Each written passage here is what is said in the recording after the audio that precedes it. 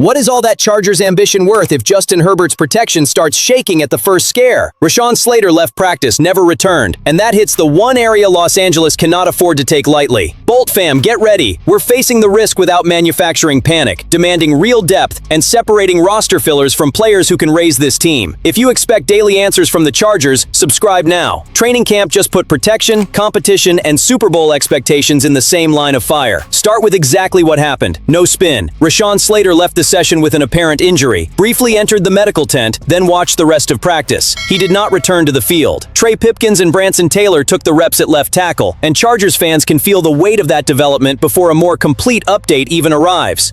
Slater is returning from the torn patellar tendon he suffered during last year's training camp, an injury that wiped out his entire 2025 season. Any early exit hits the exposed nerve of this offense. That does not justify assuming the worst. Herbert has already paid for instability up front. A franchise talking about the Super Bowl cannot build its ambition around the hope that all 5 starting linemen will make it through the season without a single disruption. Herbert's reaction lowered the temperature. The quarterback said Slater told him he wanted to stay out there, and Herbert thought he was okay. That is better than silence or obvious urgency. It still does not replace the medical evaluation. It gives everyone room to breathe without pretending the warning light never came on.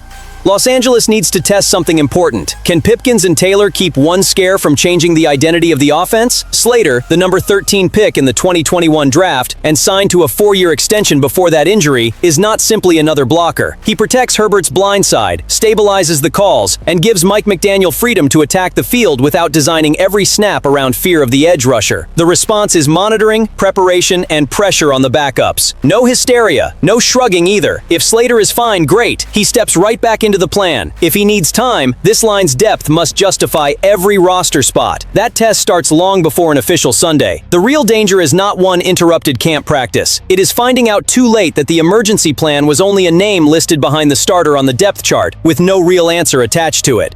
Shift from protection to a fight with no courtesy roster spots. Chris O'Leary inherited the job of maintaining Jesse Minter's secondary standard. He did not inherit a room that should stay frozen. Benjamin St-Just's departure for the Green Bay Packers created space in the cornerback rotation, and undrafted rookie Avery Smith is attacking that opening as if every rep were an elimination drill.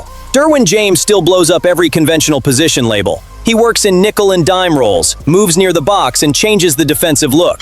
Dante Jackson, Tarheeb Still, and Cam Hart offer outside options. Elijah Molden, R.J. Mickens, Tony Jefferson, and Genesis Smith cover the back end when James moves forward. The talent and flexibility are real. What O'Leary cannot allow is comfort near the bottom of the depth chart because players know the building.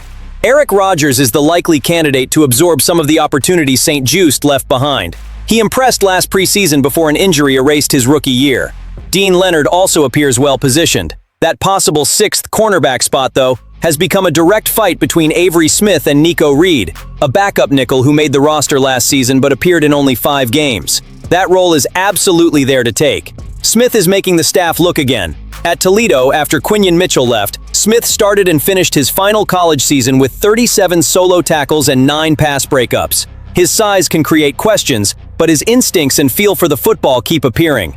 He had 2 pass breakups in one 11-on-11 session, then added an interception of DJ Uyunglele in another practice highlighted by Chris Rim.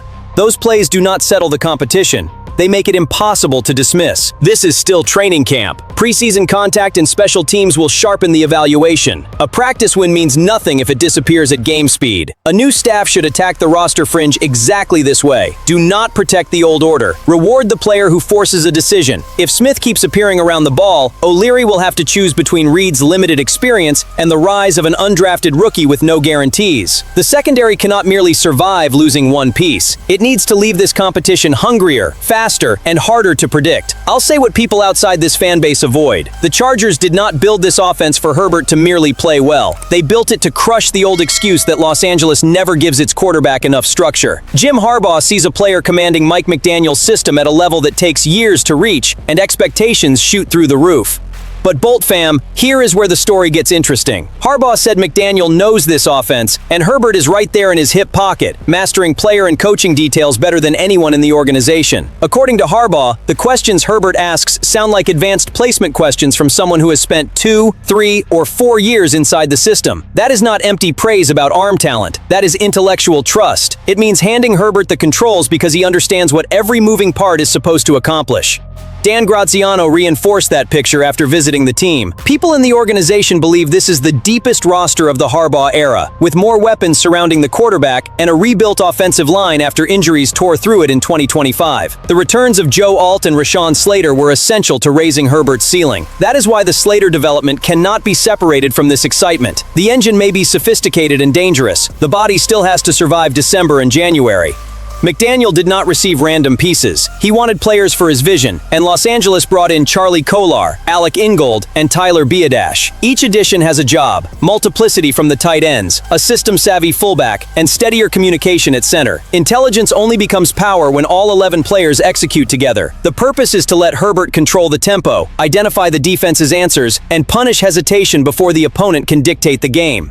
Stop treating potential like a participation trophy. The organization pushed its chips in, Harbaugh is impressed, and the coordinator got tools for his plan. Herbert has to turn camp command into authority when the AFC sends disguised pressure, physical coverage, and elite pass rushers. I defend this quarterback because I know his ceiling. That belief is why I will not lower the standard. If the command Harbaugh describes survives real-game chaos, the Chargers are not walking into 2026 asking anyone for respect. They are coming to take it. After all the talk of an accelerating offense, the final story looks small: a battle for a final interior line spot. This is where deep teams find answers before emergencies force a search. Jacob Spomer arrived as an undrafted free agent with the athletic, technically sound profile McDaniel and offensive line coach Butch Barry have demanded while reshaping the unit. In his final season at Fresno State, he allowed only 7 pressures and 0 sacks across 408 pass-blocking snaps. The numbers stand out, but they do not decide his future. The roster math starts with Jake Slaughter. If Slaughter does not win the left guard job, he would open the season as Tyler Biadasz's backup at center. Cole Strange has played center. The Chargers could decide they do not need another center on the 53-man roster, no matter how well Spomer performs. His path is out of his hands. I do not love a competition controlled by somebody else's alignment. Spomer has to make the decision uncomfortable. He took third-team reps ahead of Josh Kaltenberger, last year's UDFA, and that suggests an early lead in the battle taking shape. An early lead does not deliver a job. It only delivers the next chance to become impossible to ignore. This connects back to Slater. Offensive line depth cannot be judged only by the backup left tackle. One absence triggers a chain. A lineman changes sides. Another player covers an interior position. The center handles more communication. Suddenly, the bench changes. Keeping someone like Spomer can look like a luxury on a healthy Sunday and become essential protection when 2 adjustments hit in the same sequence. There is a cost. Every extra lineman costs special teams, the secondary, or another position a spot. Spomer has to show that his athleticism fits outside zone, that his college technique survives NFL strength, and that he offers multiple functions. If he remains the third center, the numbers work against him. If he proves he can survive in multiple alignments, he forces McDaniel and Barry to rethink the shape of the bench. Bolt War Room, give me your read. Build the backup line around talent, versatility, and the risks this camp exposed. Does Spomer deserve protection on the 53, or are Slaughter and Strange enough behind Biadasz? I want this competition alive through the final snap of the preseason. Familiarity cannot win, and neither can an undrafted rookie's feel-good story. The standard is brutally simple: who keeps the offense functioning when the original plan breaks? August excitement will not define the season. The response when the first plan fails will. That gives this camp weight. Every competition must produce an answer that protects the team's identity. Los Angeles has the quarterback, the ambition, and a system built to attack. Now it must prove that no scare can tear that structure apart. Subscribe, hit like, and stay with us through the final 53. Bolt fam, I need your opinion on this one. From 0 to 10, how confident are you that this roster can survive a full season without sending the Chargers back into that old territory of empty promises?